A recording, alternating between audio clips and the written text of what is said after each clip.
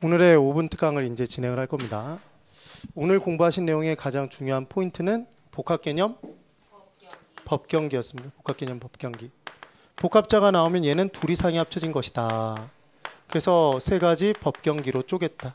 법률적, 경제적, 기술적 개념. 법률 안 보인다? 무형. 경제적 가치도 안 보인다? 무형. 기술은 보인다? 유형. 크게 둘로 쪼갤 수도 있더라. 그때 각각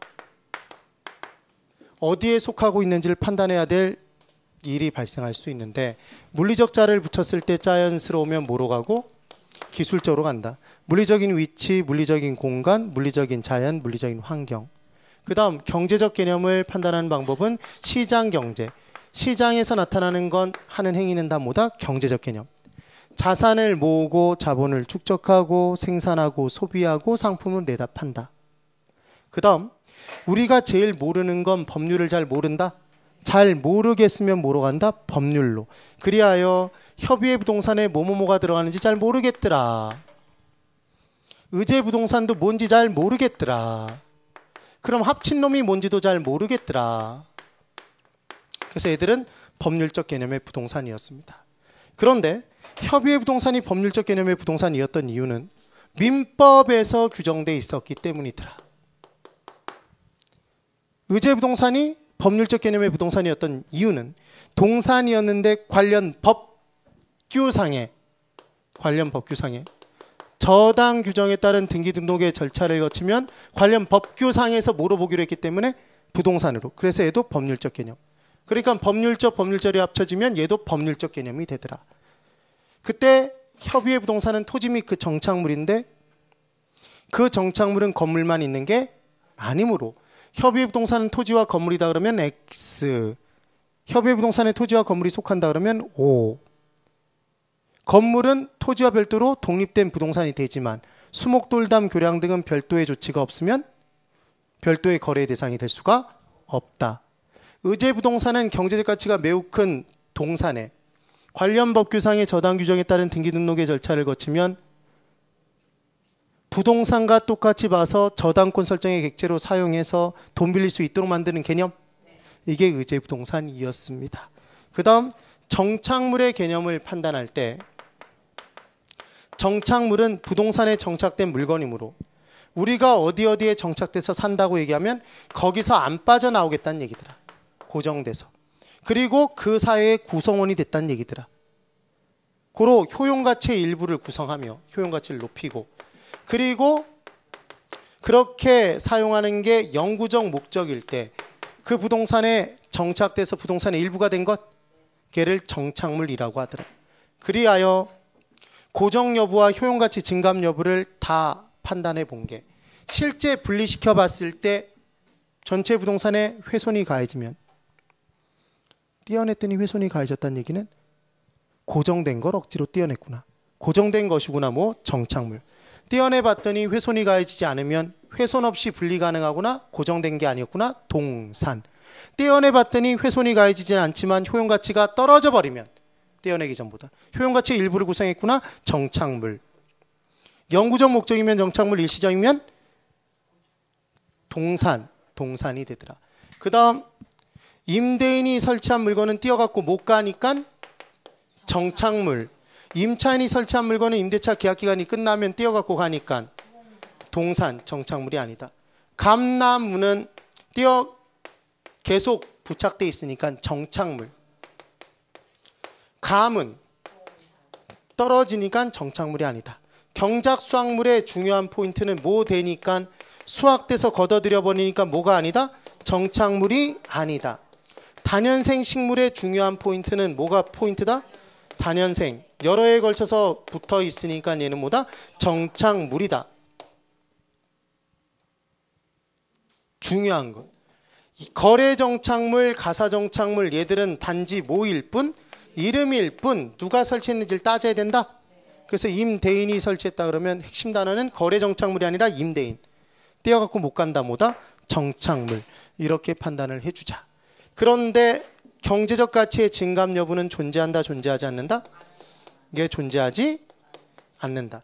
효용가치 증감 여부는 있었다. 네. 그리고 오늘 공부한 내용에서 또 하나 시험에 잘 나오는 부분을 골라라 그러면 토지의 종류. 토지의 종류에 지목의 대와 택지는 그 범위가 다를 수밖에 없는 게 지목의 대에 공장 용지가 포함되어 있다면 공장은 지목을 대로 부를지 공장 용지로 부를지 혼란이 가중되니까 대에는 뭐가 빠진다? 공장이 빠진다. 왜? 별도의 지목 공장 용지가 있으니까. 장. 그래서 얘는 주상, 택지는 주상공. 범위가 같다 다르다? 다르다. 부지는 건축물, 건축할 수 없는 땅만 포함된다? 건축할 수 있는 땅도 포함된다? 건축할 수 있는 땅도. 학교 부지를 기억하자. 하천 부지, 철도 부지, 땡땡 부지는 땡땡의 용도로 사용되는 것. 가장 폭넓은 토지 용어 부지. 부지.